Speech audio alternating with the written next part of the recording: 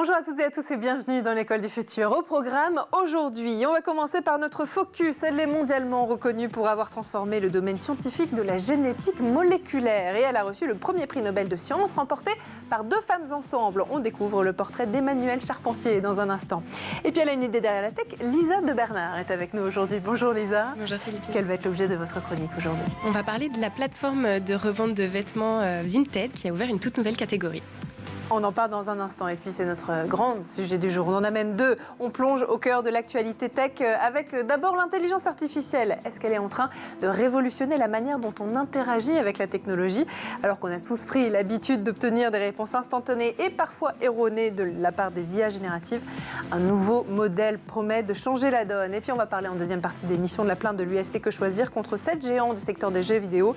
L'accusation, c'est des pratiques commerciales trompeuses qui induisent les joueurs en erreur et les pousse à dépenser toujours plus. On en parle avec notre invité Alexandre Azria. Bonjour Alexandre. Bonjour Philippine. Vous êtes expert en nouvelles technologies et intelligence artificielle, fondateur de Le Croissant AI. Tout ça, on en parle dans un instant, juste après le focus. En 2020, elle devenait l'une des deux femmes à remporter le prix Nobel, alors qui était remis pour la première fois à un binôme 100% féminin. Son nom est aujourd'hui ancré dans l'évolution de la science française et internationale. Elle s'appelle Emmanuelle Charpentier et elle est notre focus du jour.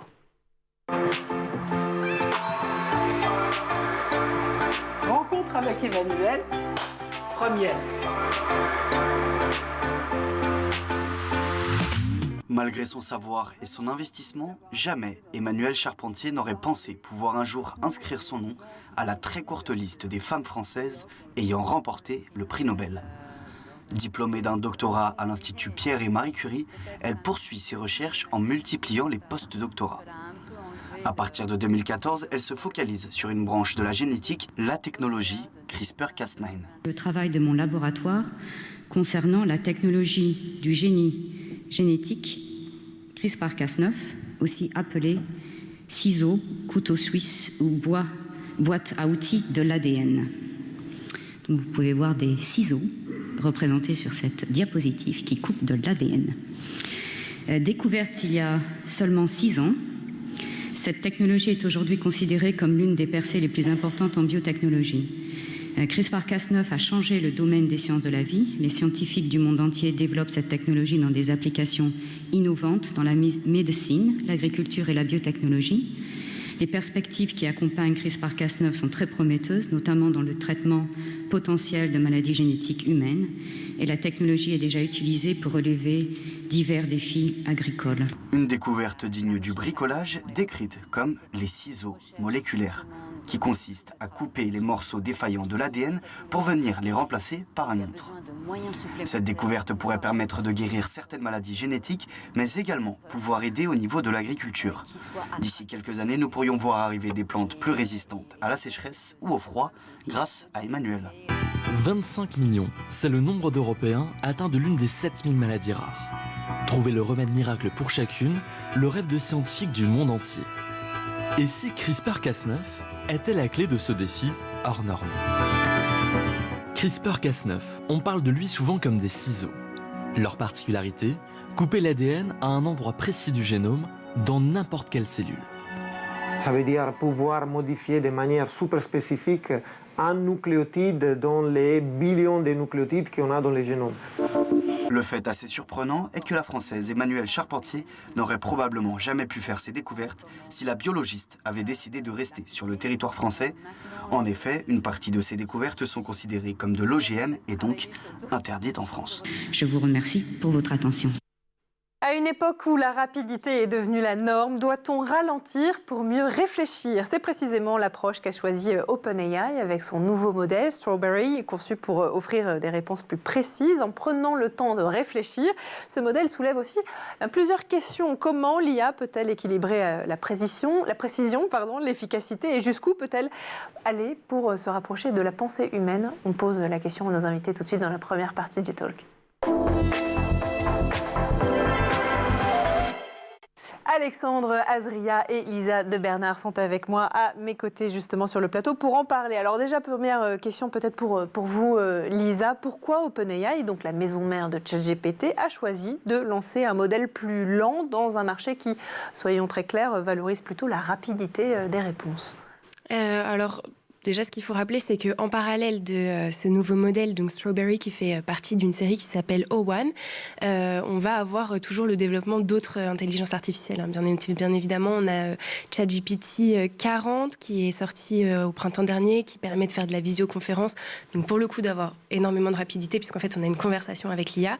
Et en parallèle, on a toujours le développement de ChatGPT 5, dont on n'a pas encore la date de sortie, et qui sera rapide. Alors, développer cet autre modèle d'IA, ça permet surtout, comme vous le disiez en introduction, Philippine, de parier plutôt sur la fiabilité des réponses, d'avoir une IA qui pourra résoudre des problèmes beaucoup plus complexes, qui aura donc un temps de réflexion de 10 à 20 secondes pour fournir une réponse à l'utilisateur. Alors, un des points soulevés aussi par les testeurs de Strawberry, c'est son incapacité à se rappeler de manière cohérente des échanges précédents avec l'utilisateur. Est-ce que ça, Alexandre, ça pourrait affecter d'une manière ou d'une autre l'expérience utilisateur à long terme ? Je pense que oui, mais il faut rappeler aussi que OpenAI devait sortir ce modèle il y a 1 mois et qu'ils l'ont sorti en avance. Donc on a pu se demander pourquoi. Il y a aussi un autre point qui je trouve intéressant, c'est qui s'appelle Strawberry. Je pense qu'on n'aura pas de GPT-5 en tant que tel avant la sortie d'un modèle qui, pour eux, fera l'effet d'un wow. Et en tout cas, ce qui est important de rappeler aussi, c'est que moi j'ai pu le tester là pendant 1 semaine. Effectivement, au bout de 5-6 messages, je ne me souviens plus du tout de ce qu'il a dit avant. Et je pense que c'est dû au fait qu'il résonne par une chaîne de pensée, en fait. Donc, quand tu lui poses une question, il va venir se faire des étapes. Étape 1, je réfléchis à ça. Étape 2, je fais appel à autre chose, etc. pour à la fin arriver à une réponse complète. Et je pense que ça fait en sorte qu'il oublie pas mal un historique en fait. Ce qui peut effectivement être particulièrement embêtant pour les utilisateurs. Bon, alors vous l'avez dit, alors que ChatGPT 5 suscite déjà l'intérêt des analystes, le lancement de ce nouveau modèle pourrait marquer aussi une étape clé dans la réflexion autour des performances des modèles d'intelligence artificielle. Lisa, est-ce que vous pensez justement que cette priorité donnée à la précision, elle annonce quelque part une sorte de virage dans l'industrie de l'IA, notamment pour les futurs modèles d'OpenAI ? Alors, est-ce qu'on peut parler d'un virage ? Je ne suis pas certaine, parce qu'il faut se rappeler qu'il y a à peu près 1 an, Sam Altman, donc le fondateur d'OpenAI, avait été évincé momentanément de l'entreprise. Et bon, même si on n'avait pas eu toutes les explications sur cette affaire-là, on savait qu'il y avait quand même une idée derrière de développement d'un modèle qui ne correspondait pas à la charte d'OpenAI et qui se rapprochait en fait d'un modèle qu'on appelle de l'intelligence artificielle générale, c'est-à-dire celle qui va pouvoir se rapprocher le plus possible de ce qu'est le raisonnement humain. Donc finalement, c'est une stratégie que Sam Altman, je pense, a en tête depuis un certain temps. Ce projet, il avait été nommé le Q-Star. Et finalement, on peut se demander si ce qu'on a aujourd'hui, Strawberry, et cette nouvelle série O1, c'est pas finalement la continuité de ce projet Q-Star, avec des implémentations un peu différentes qui permettent de rentrer dans la charte d'OpenAI. En fait, ils essayent surtout d'arriver à avoir une IA générale, comme ils disent, même si... Pour moi, on n'y arrivera pas avec cette architecture-là, en tout cas. L'idée étant qu'en amont, sur GPT 3.5, etc., on faisait de la prédiction du prochain mot. Là, on est passé sur un autre modèle qui est capable, comme on l'a dit, de raisonner avant de répondre. On essaye de reproduire ce que fait le cerveau humain en se disant que quand je vous pose une question sur un problème de maths, on va se dire, OK, je vais d'abord prendre en considération le problème, les potentiels calculs que je vais devoir faire avant de venir répondre. Donc je pense que c'est un peu cette nouvelle stratégie. Et il y a surtout un autre point. Depuis 1 an, il y a une architecture... s'appelle RLHF. En français, on pourrait dire de l'intelligence artificielle avec feedback humain. Donc, l'intérêt étant que les réponses que vont générer un utilisateur va permettre au modèle de s'améliorer seul. Donc, c'est un peu ce qu'ils essayent de faire avec ce nouveau modèle, à voir si at scale, donc at scale pour tous les utilisateurs, ça va marcher. Parce que vous l'avez testé. Je l'ai testé, c'est assez lent. C'est vrai. On est aux alentours des 30 secondes quand on pose une question qui est vraiment assez complexe. Alors justement, à quel point l'IA comme sur AI, elle peut réellement réfléchir et prendre des décisions peut-être plus justes que nous, humains? Vaste question. Oui, c'est heures. Une très vaste question. Et 2 heures, je pense que c'est trop court pour y répondre. Est-ce qu'on peut vraiment parler de réflexion, ce qui est le terme employé par OpenAI? Impressionnant, c'est que c'est un cliché, c'est-à-dire que moi je lui ai mis ok, dans le mot fraise il y a combien de R? Il m'a mis 50 secondes juste pour me répondre 1. Ah oui. Oui, mais ça justement c'est la difficulté avec ce modèle-là, c'est que justement les informations qu'ont fuité des testeurs, c'est que sur des questions simples, en fait c'est pas une intelligence artificielle qui sera intéressante d'utiliser. Pour ça, il faudra continuer à utiliser ChatGPT 4 et ChatGPT 5 à terme quand il sera sorti. Là, c'est vraiment pour des problèmes. Vous parliez tout à l'heure de mathématiques, Alexandre. C'est des problèmes mathématiques et scientifiques. D'ailleurs, pour les Olympiades mathématiques, à l'époque, ils avaient fait un test avec ChatGPT 40, auquel il avait obtenu 13 sur 100. Aujourd'hui, Strawberry obtient 83%. En fait, ils estiment que c'est le niveau d'un étudiant doctorant. Donc, je pense que c'est 2 utilisations complètement différentes. Et ce qui est super intéressant pour le coup, c'est qu'on peut arriver à comprendre sa réponse. C'est-à-dire que, vu qu'on a son raisonnement, on peut se dire, OK, là, il a potentiellement merdé un peu, donc... Ce qu'on n'a pas forcément dans les autres modèles. Exactement. Donc ça devient moins opaque, on peut un peu mieux comprendre sa réponse et potentiellement un peu la changer, quoi. Et surtout, ce qui est intéressant, c'est que c'est quand même le premier modèle d'intelligence artificielle qui est en mesure de reconnaître ses erreurs. C'est-à-dire que lorsqu'il y a une erreur qui est effectuée, il est capable de s'en rendre compte, de l'admettre et du coup de repenser sa méthode de raisonnement pour apporter une autre réponse à l'utilisateur. Alors ça, c'est intéressant parce que si elle réfléchit de plus en plus comme nous, cette intelligence artificielle, Lisa, est-ce qu'elle devient aussi de plus en plus dangereuse ? Alors là, je pense que c'est un petit peu le côté dystopique. C'est un peu ce qu'on craint tous, finalement, que l'intelligence artificielle prenne le dessus sur l'humain. Et c'est un petit peu la crainte, surtout avec l'intelligence artificielle générale.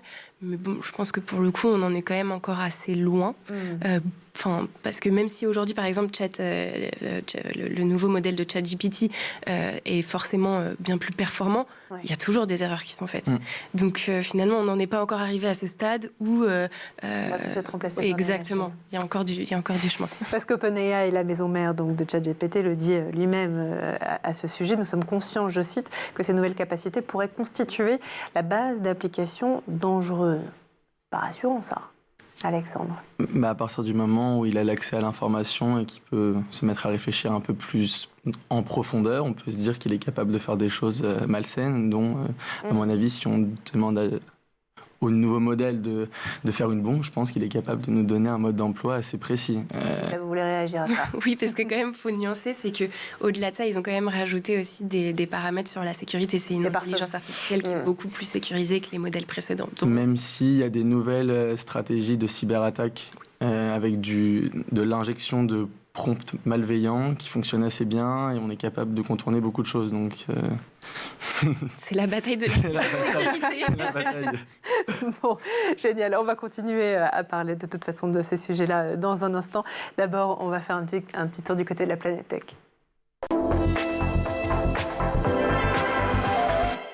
Images et vidéos, c'est le Zap et c'est l'œil de Jean Martineau.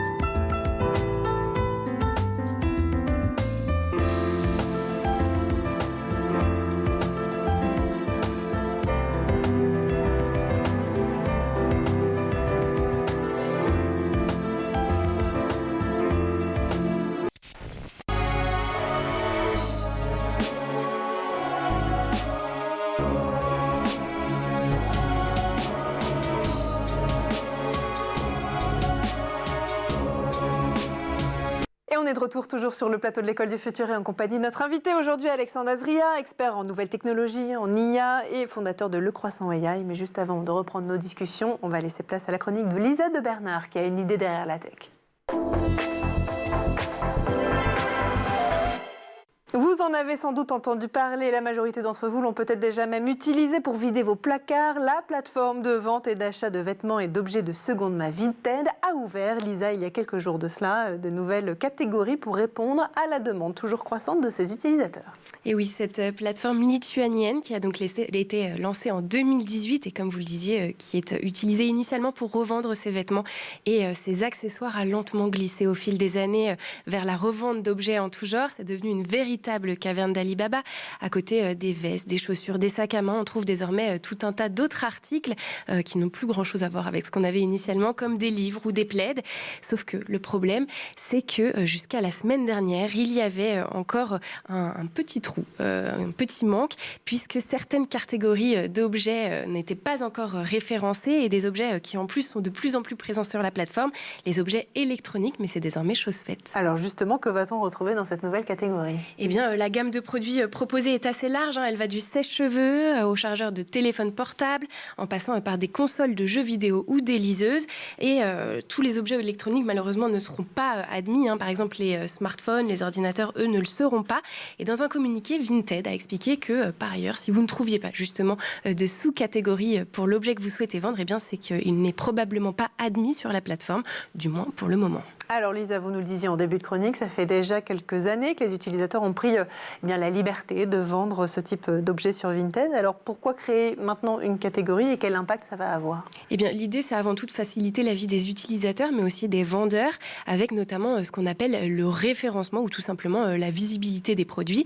Là où avant, vous deviez taper un mot-clé pour trouver un produit électronique sur Vinted, avec le risque de vous retrouver avec des résultats quelque peu aléatoires.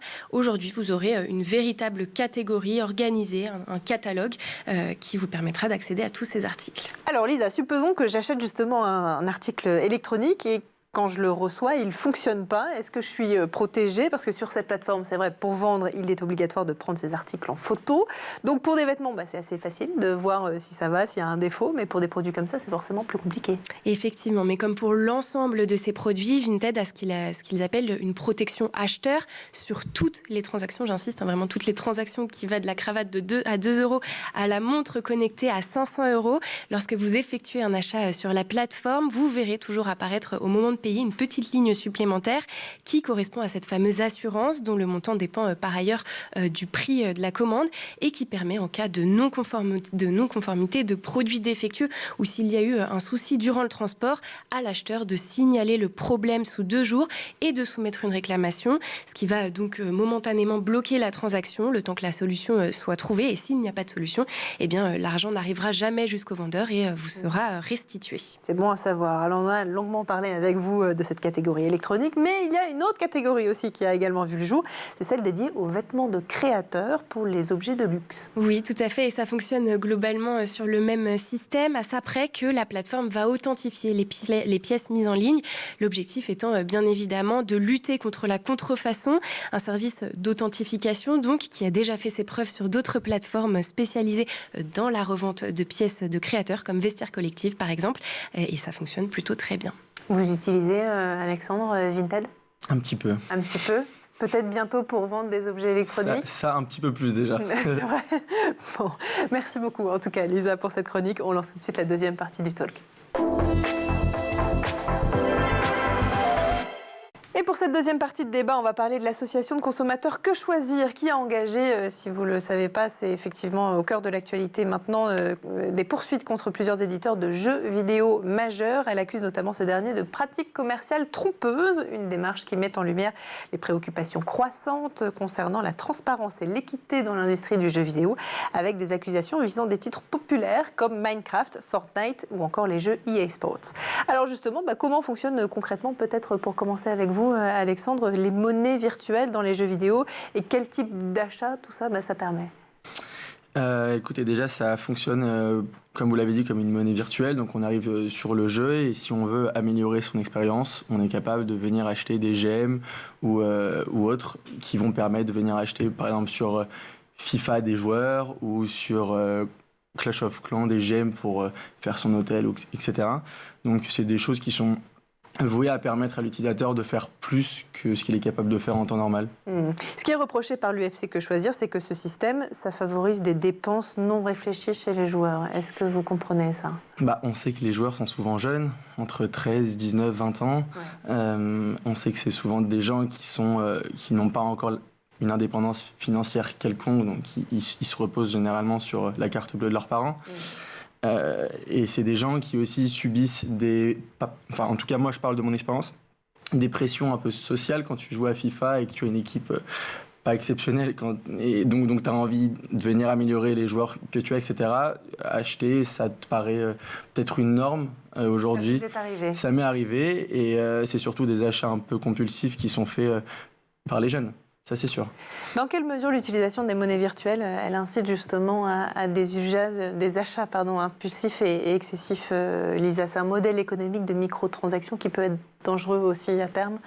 Oui, tout à fait. C'est un peu la volonté des éditeurs. C'est-à-dire que si vraiment il n'y avait aucun intérêt commercial derrière tout ça, on proposerait aux utilisateurs de payer avec la monnaie classique dans les jeux. Sauf que forcément, il y a un espèce de biais cognitif. Par exemple, si j'achète 10 V-Bucks ou 100 V-Bucks pour 10 €, quand je les dépense, je ne me rends pas compte que, par exemple, tant de V-Bucks vont correspondre à tant d'euros. Alors que si on avait une réelle monnaie dans le jeu, si on me propose d'acheter une tenue pour mon joueur juste parce que super, c'est joli, ça va, voilà, et qu'elle est à 2 €, je vais peut-être me dire cet achat, j'ai peut-être pas dépensé 2 € pour ça. Donc effectivement, il y a un biais, et d'ailleurs c'est ce qui interroge aussi le terme exact choisi par l'UFC de pratique trompeuse. Est-ce qu'on peut vraiment parler de pratique trompeuse commerciale? Je suis pas sûre. Après, est-ce qu'on joue sur les biais? Ça, c'est certain. Vous vouliez réagir, Alexandre? Non, moi je pense que le problème n'est pas les monnaies virtuelles, c'est plus de venir sécuriser les transactions qui sont faites par des jeunes. Alors je ne sais pas de quelle façon on pourrait venir... C'est la question. Oui, mais c'est vrai que si un jeune de 12-13 ans vient dépenser 100 gemmes, je pense que ça ne lui fait pas le même effet que quand il vient voir sa mère pour avoir 20 € pour aller manger avec ses potes. C'est pas la même chose, c'est pas la même réflexion, on voit pas la chose de la même façon. Oui, Lisa. Non, mais parce que, je comprends, on s'est concentré vraiment sur les enfants et c'est une véritable question. Mais bon, déjà, les jeux, a priori, auxquels ils jouent, il y a aussi des limites d'âge. Oui. A priori, ils n'ont pas accès en toute liberté à... Oui, c'est que des a priori. Ils n'ont pas accès à la carte bancaire de leurs parents. Donc, on peut imaginer qu'il y a déjà une régulation qui se fait. Après, on peut aussi s'intéresser aux adultes qui, normalement, sont en mesure de se réguler eux-mêmes, même s'il y a des gens, effectivement, qui ont des comportements addictifs et pour lesquels ça peut être beaucoup plus problématique. Après, ce qu'il faut se dire, c'est que est-ce que finalement, c'est vraiment... la grosse question, c'est qu'effectivement, il y a très peu de régulation de manière générale sur le secteur des jeux vidéo.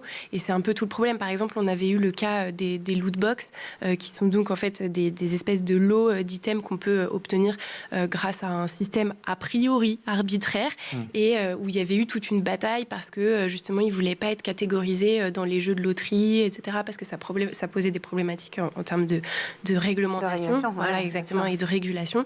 Et le problème, c'est ça. C'est que de manière générale, on régule pas assez encore ce secteur. Et il y a un autre souci aussi, c'est que si je viens acheter 100 crédits pour acheter un joueur, le joueur va souvent me coûter un peu moins de 100, donc 75 ou 50.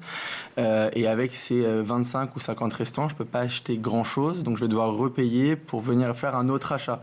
Et c'est souvent un peu le cercle vicieux dans lequel on se trouve. Et ça, effectivement, là-dessus, Marie-Amandine Stévenin, la présidente du UFC Que Choisir, prend la parole dessus en disant que le sujet, c'est justement ce cercle vicieux, la somme restante de monnaie virtuelle, vous l'avez dit, qui n'est pas perdue, elle est insuffisante pour se procurer un nouvel objet, etc. Ce à quoi Video Games Europe, l'organisation qui représente les développeurs européens, dit non, c'est une pratique bien établie et bien comprise des joueurs, et là-dessus, il n'y a pas de sujet, il n'y a pas de manipulation. En fait, ça soulève aussi le sujet de est-ce que la présence de monnaie virtuelle dans les jeux vidéo, ça peut être considéré comme une pratique de manipulation ou pas? Moi, j'ai pas l'impression. Je pense que ça rentre un peu dans cet effet de mode. On en avait parlé ici avec les les jeux free-to-play, donc qu'on peut venir télécharger de manière complètement rapide et sans coût d'ailleurs, exactement, et de venir après améliorer son expérience avec des skins, avec des armes, etc. Donc j'ai l'impression que ça rentre dans cette logique-là et que les utilisateurs qui sont souvent jeunes, mais avertis aussi de ce point de vue-là en tout cas. Lisa, est-ce que vous pensez que la plainte justement déposée par l'UFC Que Choisir contre 7 éditeurs de jeux vidéo pour pratiques commerciales trompeuses pourrait inciter d'autres pays à renforcer leurs lois et pourrait avoir quelque part un impact quelconque sur les jeux vidéo qu'ils proposent? Je ne suis pas certaine dans la mesure où, comme l'expliquait Alexandre juste avant, c'est le modèle freemium. Il y a un modèle soit de casual gaming, où effectivement on achète le jeu et après on n'a plus de dépenses à faire, soit on a le modèle freemium. C'est deux modèles qui sont différents et quand on décide d'investir dans l'un ou dans l'autre, on ne peut pas demander à toute l'industrie du jeu vidéo de changer en fait son modèle économique. Là, si on parle par exemple pour le cas de la France et qu'on prend l'année du Covid, donc 2020, les achats à l'intérieur des jeux, ça a généré 50 milliards de dollars. Donc en fait, comment vous voulez que l'industrie se dise « bon, on renonce à ça ». Voilà, c'est ça. Et aujourd'hui, ça représente quand même 25% du marché global du jeu vidéo qui est estimé à 200 milliards. 25%, c'est énorme. Comment on peut leur faire demander ce sacrifice? De ça, on vient d'ouvrir depuis 5-6 ans maintenant un nouveau marché qui est l'e-sport. Donc les jeunes ont souvent tendance à se dire je préfère avoir un bon skin pour arriver à faire top 100, top 1 sur un jeu. Donc il y a aussi cette logique-là. Je sais qu'il y a des amis de ma petite sœur qui ont cette envie-là d'être joueurs de e-sport dans leur futur. Donc ça rentre aussi dans ces nouveaux métiers avec l'influence, avec les réseaux sociaux en général, quoi. Les éditeurs de jeux vidéo, est-ce qu'ils ont une obligation morale de protéger justement leurs joueurs de dépenses excessives, même si ça réduit leur contenu, leurs revenus et leur contenu aussi, du coup? Je pense que c'est un sujet qui est valable pas uniquement dans le jeu vidéo, dans les paris sportifs, dans pas mal de choses. Et j'ai pas l'impression que ce choix a été fait. C'est de la prévention. Mais bon. Est-ce que dans les faits, elle a des résultats? C'est pas certain. Enfin... Non, mais ce qui est sûr, c'est que ce débat, en tout cas, que pose l'UFC Que Choisir, il impacte non pas seulement l'industrie des jeux vidéo, mais aussi toute l'industrie des jeux et des microtransactions. Et c'est quand même assez fou, donc on va suivre. Ce qui est bizarre, c'est que d'un point de vue humain, on se sent, enfin en tout cas moi, pour ma part, je me sens à l'aise avec le fait de venir jouer avec un jeu qui, au début, m'a coûté 0 € et de venir rajouter après des crédits ou des gemmes, versus acheter un autre jeu qui va me coûter peut-être 100 €, qui est peut-être un dixième de ce que je vais dépenser sur un an. Donc c'est souvent un peu la barrière à l'entrée qui fait que payer 100 € d'un coup, ça me paraît un peu beaucoup, versus le freemium qui me paraît logique dans certains cas en tout cas. Et c'est peut-être là que les éditeurs ont tout compris. Bon, on va continuer à en parler. Est-ce qu'en tout cas il y a un avenir pour l'industrie des jeux vidéo sans microtransactions et monnaie virtuelle? On verra, je ne crois pas. On verra ça avec vous. Merci en tout cas encore à vous, Alexandre Azria, d'avoir été parmi nous. Merci aussi à vous, Lisa, d'avoir participé à ce débat et d'avoir été notre chroniqueuse aujourd'hui. Merci à vous de nous avoir suivis. Et puis, vous le savez, on se retrouve comme tous les jours dès demain à 12h30, toujours sur Scoop TV. Et d'ici là, passez une très belle journée.